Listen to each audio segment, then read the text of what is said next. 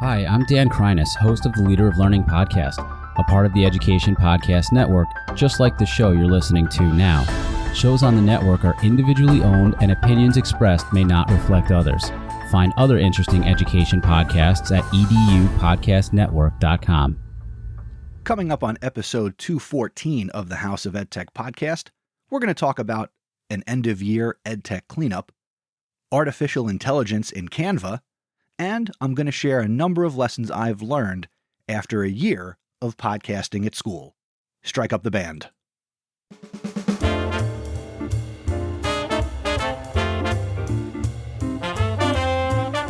Welcome to the House of EdTech.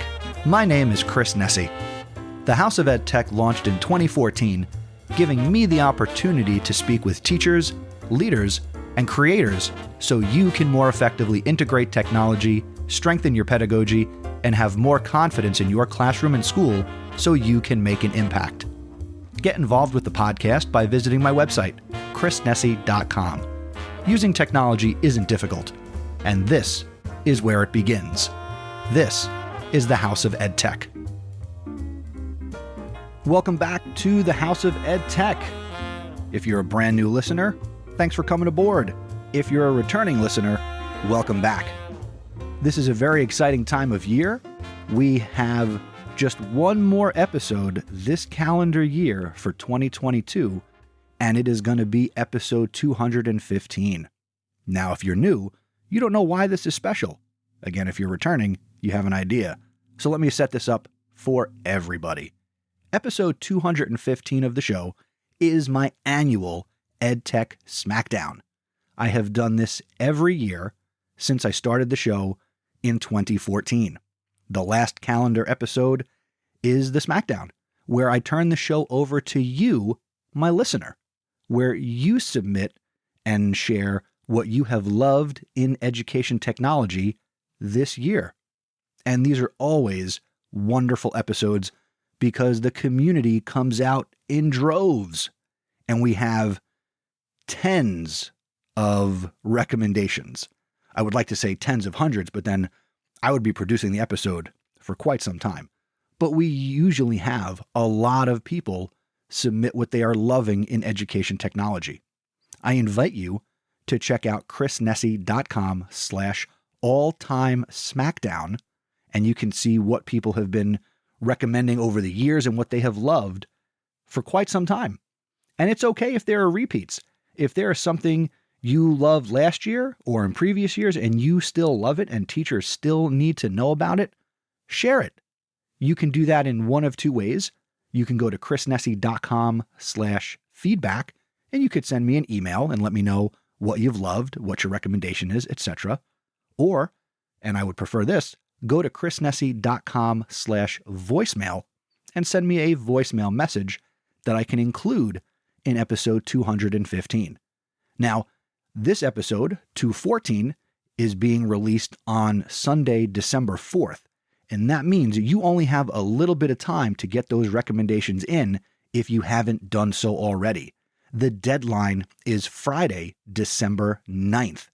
Anytime on Friday, December 9th, you have up until then. Yeah, words are hard sometimes. You have up until any time on Friday, December 9th to get me your recommendations and your contribution to the 2022 House of EdTech Smackdown, because episode 215 is going to come your way on December 18th. So that's what I have to say about that. And if you've been waiting to participate, or you've never participated, make this the first year that you do. Let's make this Smackdown the biggest ever. And now, my EdTech thought.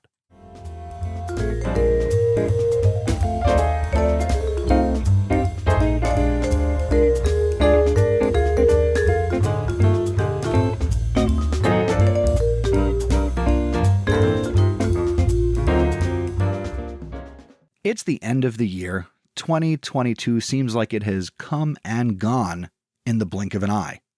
But here are some things that you should think about as we wrap up another calendar year.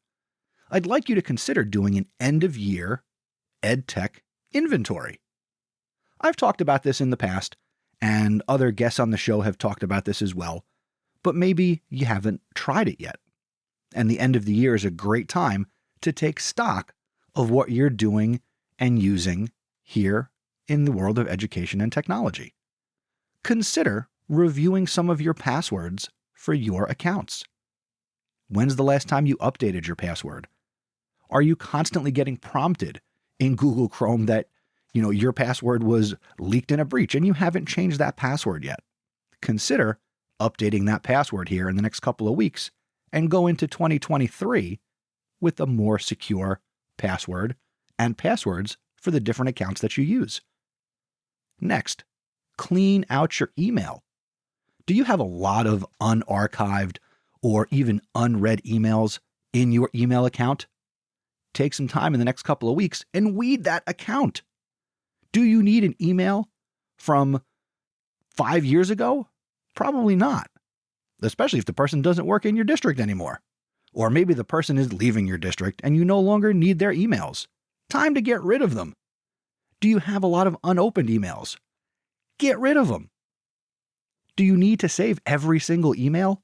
I mean, if you feel you do, archive it in some way. Gmail is great for that. But consider cleaning out your email. Next, and this is something I do multiple times a year, and that is weeding my social media accounts.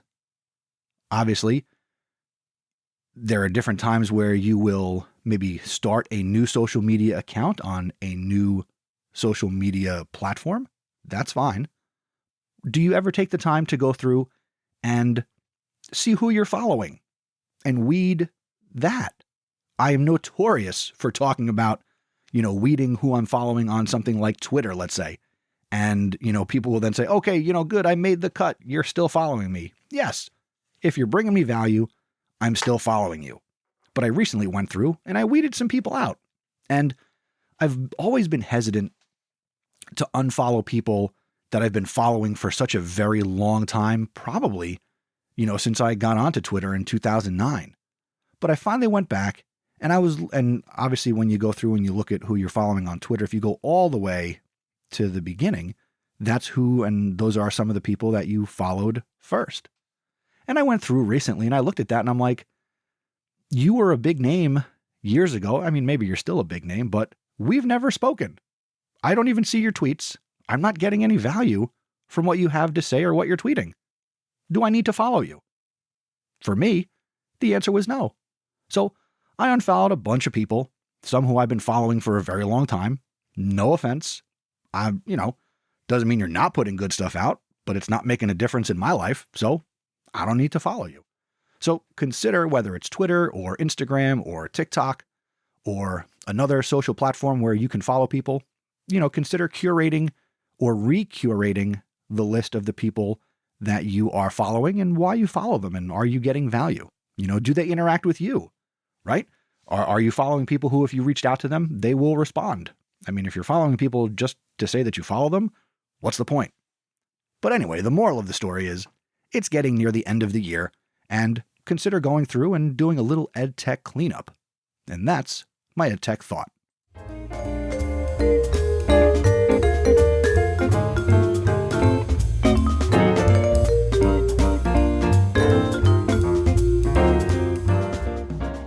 For this episode's EdTech recommendation, I recently learned about and was playing with a lot of AI, some artificial intelligence. And I was using an app on my phone called Lensa, and it's a really cool app, but that's not what I want to talk to you about. I want to talk about artificial intelligence inside of Canva. So if you haven't tried this yet, you've got to try this. Go into a Canva project, hit More, and then you want to select Text to Image and simply describe the image you want and then hit Search. Canva will then create and generate via artificial intelligence a couple of choices based on what you described via text. And then you can insert that AI-generated image into your project. This would be cool for you. This would be cool for your students, especially if you desperately need a panda riding a bicycle carrying a slice of pizza. You can do that now. And you can do it with artificial intelligence inside of Canva. If you do create something cool with the Canva AI, please download it, export it, tweet it, and tag me in a tweet at Mr. Nessie. Let's see what you come up with. Let's do it. Let's play with some artificial intelligence.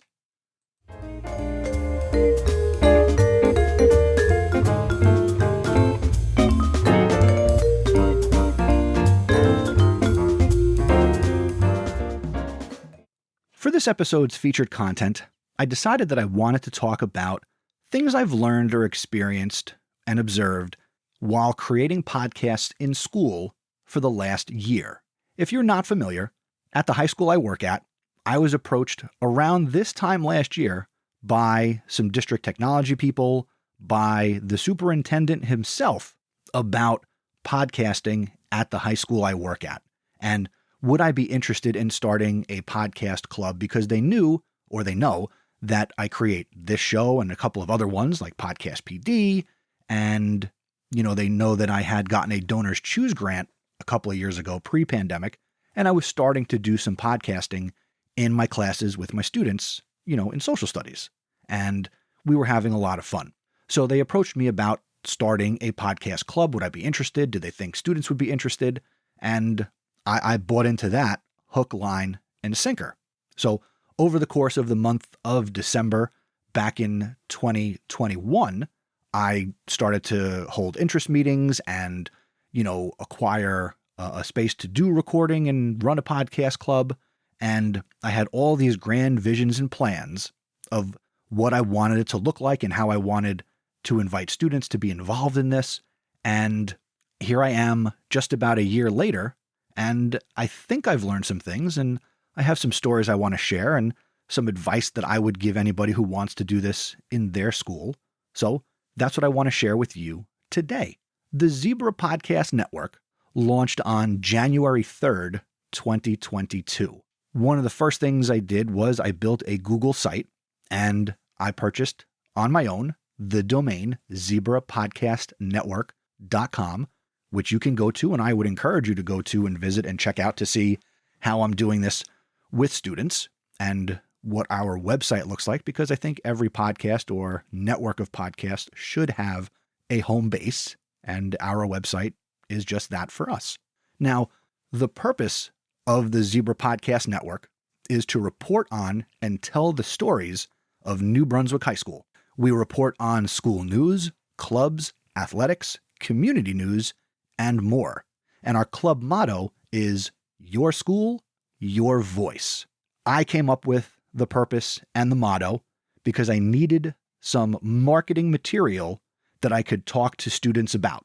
And I made flyers. I held a couple of interest meetings in the month of December to see who was interested. And lo and behold, and it wasn't really much of a surprise, I had students who were interested to find out more. What is this network? They listen to podcasts. What would this all be about? Okay. So it started for me by one, being approached, and then gathering students who were interested. Like any good revolution, you've got to find people who are going to buy into the cause. One of the first lessons that I learned, and it wasn't something I did to start with, but it's something I very quickly realized I needed to do. And that was to get a separate email created for this club and this group, because I was signing up for things using my own teacher email account. And I very quickly realized that if I ever left the district or even left the position, let's say I was to get promoted in my district and another teacher took over, I'd have a lot of cleanup to do with accounts and passwords and things of that nature. So really, it wasn't necessarily in January, but I think by February, I had sort of made a stink to the people who were supporting me that said, I need a new email for this club, for things I want to sign up for.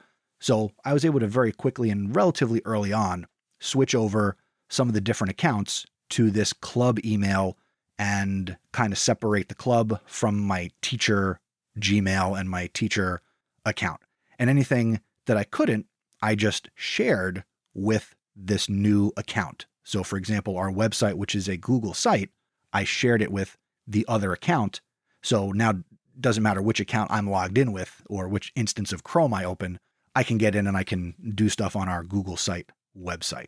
So if you're going to do this, get a separate email created. Don't do it all with your email. It just makes it nice and neat and kind of compartmentalizes the different accounts that you're probably going to have to create.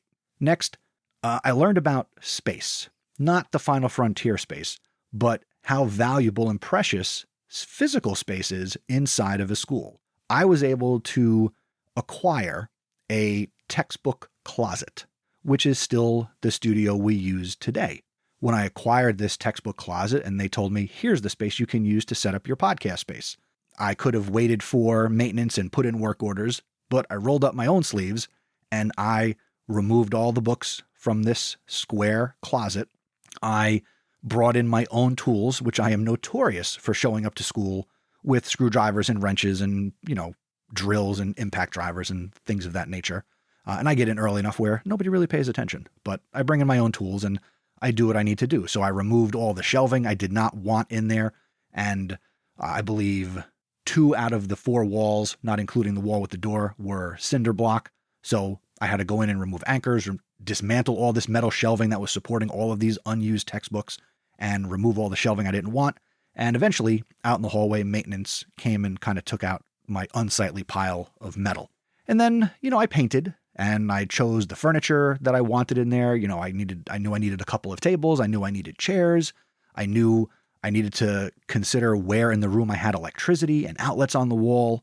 And I was able to kind of define that space. And if you want to see the space that is the Zebra Podcast Network, if you go to the Instagram account that I have set up for the Zebra Podcast Network, which is at Zebra Podcast Net on Instagram, in our stories, our highlights, really, there is a ZPN Studio highlight, which is highlights of me kind of creating this space. And we'll continue to make the space unique and our own, but it's very minimalist and meets our needs. But you should acquire a space. Now, if your school is also limited on space and they can't provide you with, a studio, a closet, then maybe something like this is going to take place in a classroom. And you really want to consider, what are the walls of your classroom made of? What is the sound like in your classroom? Part of my wish list of items to get started, and again, I was blessed that people who can authorize the spending of money asked me, what do you need to get started? And I was able to put together a wish list of items. And one of the things that I considered was the sound treatment. So one of the things that I requested and got were these giant foam panels that go on to like microphone stands, and I wanted them to be portable. So I didn't get the things that you might see where it looks like the egg foam or the egg crate and you stick them to the wall in little squares. You see those on Amazon, and that's not what I got. I got these large professional grade sound panels that are like that same foam material, but they go onto these microphone stands so they are portable. Because I didn't know going into this if I would continue to be in this old textbook room for an extended period of time. So I wanted to be able to make things as portable as possible if they said, hey, we're going to use this for something else and now you have to be in this location.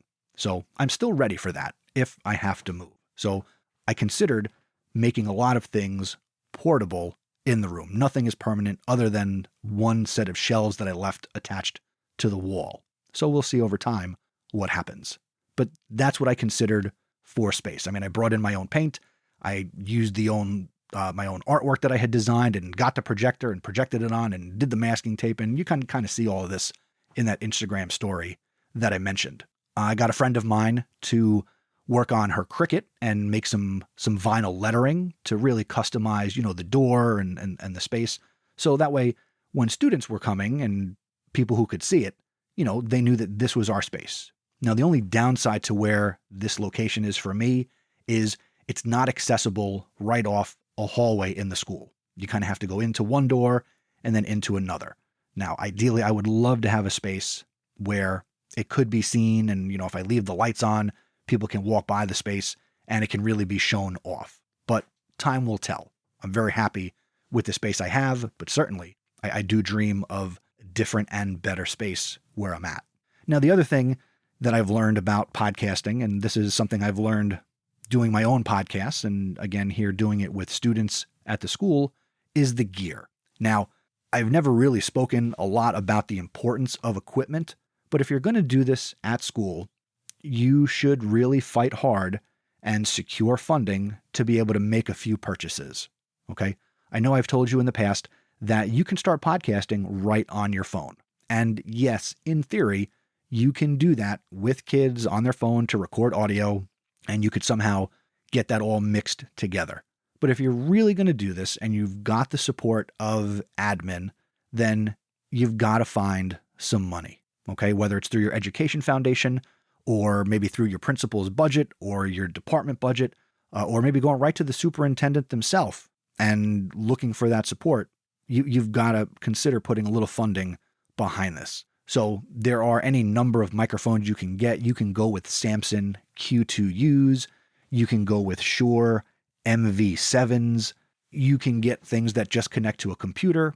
You could consider getting something like the Tascam Mixcast 4 or the Rode Procaster 1 or the Rode Procaster 2, which are these all-in-one podcast mixing devices where you can connect up to 4 microphones. You've got little sound pads to do sound effects, and you can connect, headphones for everybody who's going to participate. You've got to consider the parts and pieces that you will have to put this together. And I knew what I wanted. I wanted to have one of these all-in-one devices. So the device we use is a Tascam Mixcast 4 in our studio. And we use the microphone, the Shure MV7. And there's 2 kinds. There's the Shure MV7X and the Shure MV7. I'm pretty sure we have the Shure MV7X, which just has an XLR connection, so we can connect them to the mixer. The other version of the microphone, as well as the Samson Q2U, is they are XLR and USB microphones. So you can connect those microphones directly to a computer. Now, USB microphones, it's not so sophisticated where you can connect multiple USB microphones to one computer. I mean, there are some ways you can do that, but that's a podcast for another day. You should consider what the microphones are going to be on. Are they going to be on stands? Are they going to be on the flexible boom arms that get mounted to a desk to get the microphone off the desk? I would certainly recommend getting the microphones onto a spring-loaded boom arm to get the microphones off the desk, and that kind of frees up desk space and how your hosts are sitting in their studio. I think that would be the way to go. Do you want to have a live stream component to your school podcast? I initially didn't start out that way. And then I said, hey, let's have some fun. So I simply brought in a webcam, hooked it up, started a YouTube channel with that new Gmail account that, we got, and just started live streaming the show to Twitter and using my StreamYard account that, again, since I pay for it, I was able to just connect the school accounts to it. So now we live stream our morning show each day to Twitter, to YouTube. All right. I'm working on getting Twitch unblocked to also live stream it to Twitch each morning. And that's also something else to consider. Again, and I have a whole outline that I'm looking at here as I'm talking. How often do you want to create content? Do you want to do a live show? We're doing school news, so we do it live every day, 7:15 to 7:30, 7:32. It's about 15 minutes. And every day that there's school, we do a show. I'm talking to you, Bruce Reicher. I'm coming after Bruce's Iron Man Lou Gehrig streak of consecutive shows. I have a long way to go. He's got over 2,000, so I'll have to do this for many years to come. But do you want to just record stuff record it and then release it after the fact? How do you want to release it? I know I've kind of crapped on Anchor in the past, but Anchor fits the school budget of free.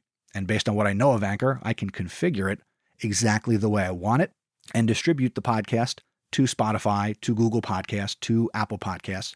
And again, this might look different for you, especially if you're doing this or want to do this at the elementary level. You might have a few more hoops to jump through if you want to live stream it or add a video component, but check with your local administration and see what is possible. But kids are going to get excited for all of this. And that's what I have found. I have got right now 2 young men who come in and have been a part of the morning show since January. And, they don't have to be at school until 7:40, 7:45. And these boys get to school like 10 to 7. And sometimes they beat me to the studio and they are ready to go. And, we're firing up, my laptop and making the connections. And, that's a good thing when you've got those kids who are interested. And, I don't really have to do much coaching. Yeah, we talk about content creation. We have conversations behind the scenes and off air. And that's just based on my experience interviewing people. And, I'm a part of the show, right? They're always talking to me. I'm not at the point where I'm just going to kind of sit back and let them go. I mean, I probably could, but it's fun for me too, right? I enjoy doing this. And that's part of the fun is I can kind of experiment with some things there that I might bring and use here on House of EdTech or for Podcast PD or Chase for 28. And there's certainly things that I learn here that I can then bring into and talk with them about. Okay. I try to model a lot of things. In fact, I was just having a conversation the other day with them after we did our Friday morning show that they should go back and kind of listen to how I ask questions and how I kind of flow the conversation. And they can kind of pick up on that and, maybe use my questions and kind of, I can put more on their shoulders to do some of these interviews. So that's something that I don't know that it's a struggle, but again, they're not full-time content creators as students. And, their interest will vary from time to time. I sometimes show up and, it's almost last minute because, they get dropped off late or one of them doesn't show up. So there's a lot of mixed variables when it comes to creating and doing this, with your students. Something else to consider would be how you promote it. And you need to promote this. If you think you can just turn on the mics, hit record and start publishing and people are going to flock to it, you would be mistaken. You need to have some type of social media presence, whether it's Instagram and Twitter. Consider the social media your students are using, that your school is using, and you want to be there too. So in this case, every club, group, sports team in my school, they are on Instagram. So we've got our Instagram. And because of the purpose of our show, we are constantly interacting with those other accounts. We are adding other accounts posts to our stories, and we are putting up little short videos in our stories, and we're doing reels of what's going on in the studio. So we are trying to leverage social media to promote what our students in our club is doing, and we're trying to amplify what other clubs are doing. Okay. If you can get your podcast and podcast club and what you're doing onto your school website, that would also be really helpful to get some eyes and ears on what you're doing. Now, it's easy for me because I'm also the person who controls my high school's website. So it was very easy for me to go in and put on the player and put the YouTube playlist on. And that helps to get the exposure because I can tell people, if you go to the high school website, there's a playlist there that automatically updates to the latest episode when we go live. And the same thing is on our website. So a lot of it is, in essence, copy and paste and putting things in multiple places. But so having the social media helps, having the email helps, and having it on our school website certainly helps. The other thing that helps is having the support of the administration. Okay. I didn't just go rogue and decide to start a podcast club, but they came to me, which kind of makes it easier and lets me know that I have their support from central office to the building level. In fact, as I record this, I have an upcoming meeting with my building principal and my immediate vice principal to talk more about what the podcast, the morning show can be for the school. And, I want admin to be involved. I've wanted to get other faculty members involved. And I've got a colleague of mine, Brian, who is affectionately referred to as my executive producer of talent acquisition. He literally books other teachers to be on the show. We've got segments. On Mondays, we have this thing called Maestro Monday, where we want to talk to other adults and teachers in the building, classroom teachers, paraprofessionals, special ed teachers, whoever, secretaries, custodians, doesn't matter. We want to get to know the adults that are in the building and in any way impacting what our students are experiencing. So we made it a point in September and October this year to get in as many brand new teachers to the school and the district as possible to come in and talk and be asked questions by my two morning show hosts. On Fridays, we do something called Fun Friday, where, again, Brian is booking guest, coaches, club advisors, leaders of clubs, presidents, sports team captains to come in or come and talk about their club or their activity. And, we ask questions that kind of try to spark student involvement in different activities. And that's important too, because a podcast is all about community and building community. So I am trying with my students who are a part of this to further enhance what's happening at our school and in our district.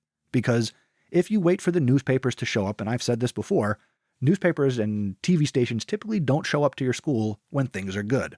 So you've got to tell your own school story. And having a podcast club or a school podcast is definitely going to help you do that. And I want to throw in here, if you're listening to this and you're thinking, man, I would love to talk to you one-on-one or get on a call and ask you more questions if you've been taking notes on any of this or you need more clarification, just reach out to me.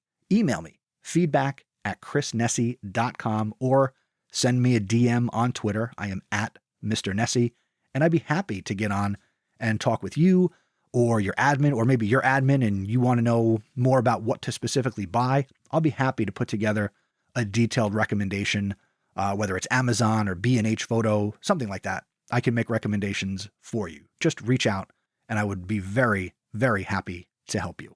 Now, when it comes to production, I mentioned earlier about do you need to live stream? And of course, the answer is no. You can pre-record everything and you can release later. For example, some of the conversations we have with teachers, they can't always come in on Monday at 7:10 to be live with us. They come in a little later than that. So we will make time to record after school with a teacher, and then we will play the conversation later on a Monday or on a Friday. So do you need to live stream it? No, you can make it work. How much editing goes into all of this?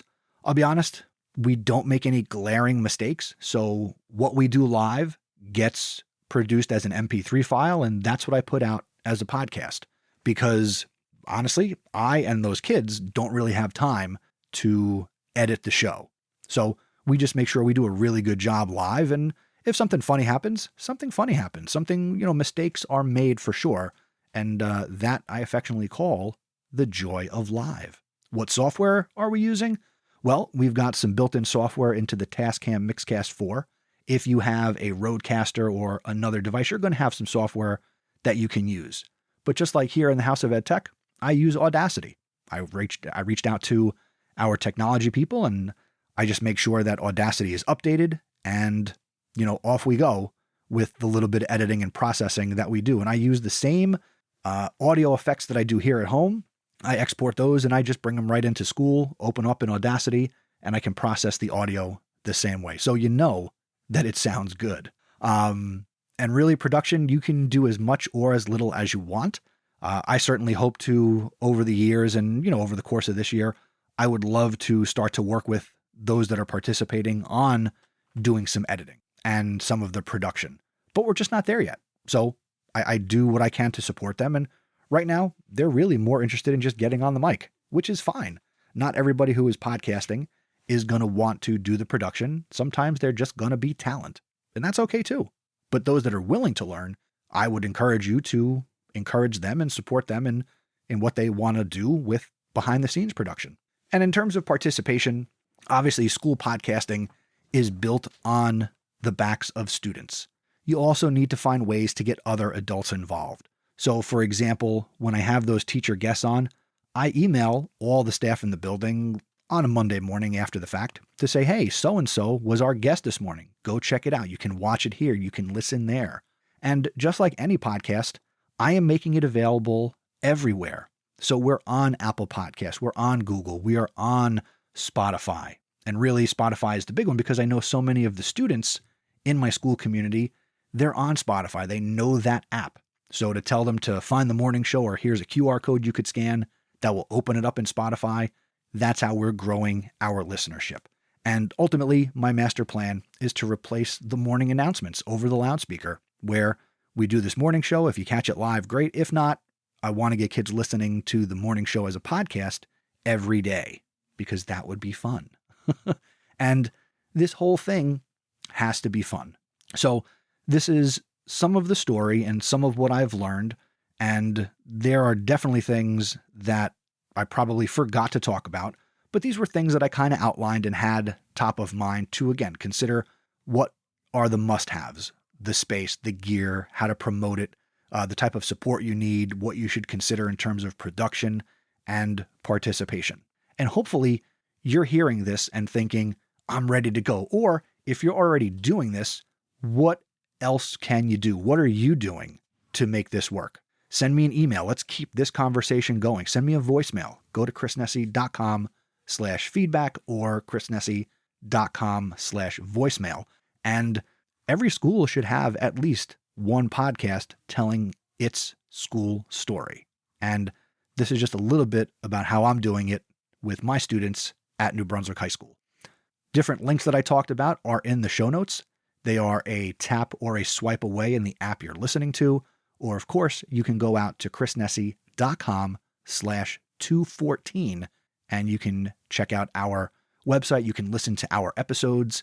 And again, if you've got questions, I want to have that conversation with you, and I want to help you and support you or help you convince your administration the value or how to do it and what some of the best practices are.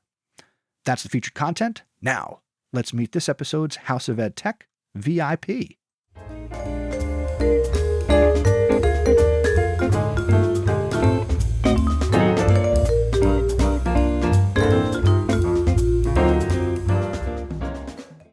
This episode's House of EdTech VIP is Dr. Matthew X. Joseph. Matt is the CEO of X-Factor EDU. He's on Twitter at Matthew X. Joseph. He's currently the Director of Evaluation, Supervision, and Mentoring and Hiring for Brockton Public Schools in Massachusetts. He's involved in ASCD. He is an author. He's written such books as Stronger Together, The Power of Connections Within a School Community, and I'm sure podcasting could be a part of that. He's also the author of The Power of Connections, Connecting Educators, Cultivating Professional Learning Networks, and Redefining Educator Collaboration, as well as the author of Disrupt the Status Quo and The Modern Mentor. Matt is a great guy to connect with on Twitter. He's doing a lot of amazing work in his district and to make teaching a better profession overall. Again, connect with him on Twitter. He is Matthew X. Joseph, and visit his website, xfactor.link. Congratulations to you, Matt. You are a House of EdTech VIP.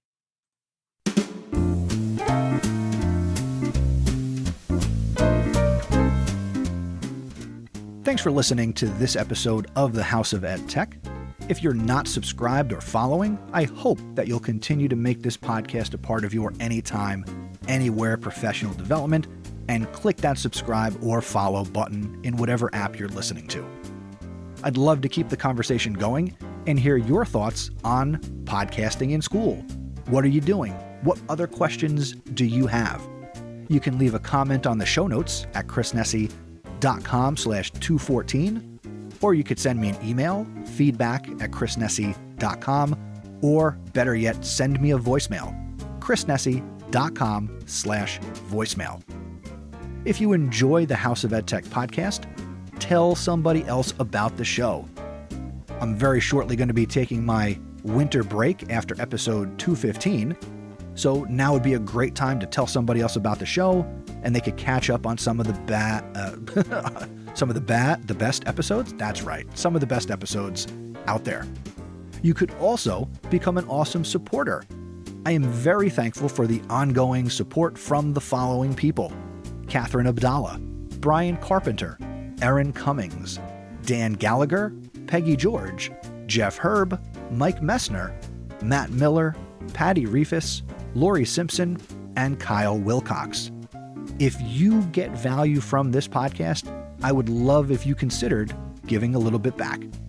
Go to chrisnessy.com/awesome and become an awesome supporter today. The next episode of the show is going to be, as I started with, episode 215, and that is going to come your way on December 18th, 2022. The House of EdTech Smackdown doesn't work without you. So don't wait. Get me your recommendation or what you have loved in education technology this year in 2022 and send me that voicemail, chrisnessy.com/voicemail, and do that by Friday, December 9th. I need a little time to put this all together, but I need you to send in your contribution. I want this to be the biggest ever. And I mean that. And it's not going to happen without you. So make it happen. Until next time, thank you for learning with me. And remember, using technology isn't difficult. Just give it a try. Try that podcast. Try that tech tool. You got this. Let's go. Can't wait for the Smackdown, and I can't wait to finish out this year and bring you some more stuff in 2023. So take care. I'll see you next time.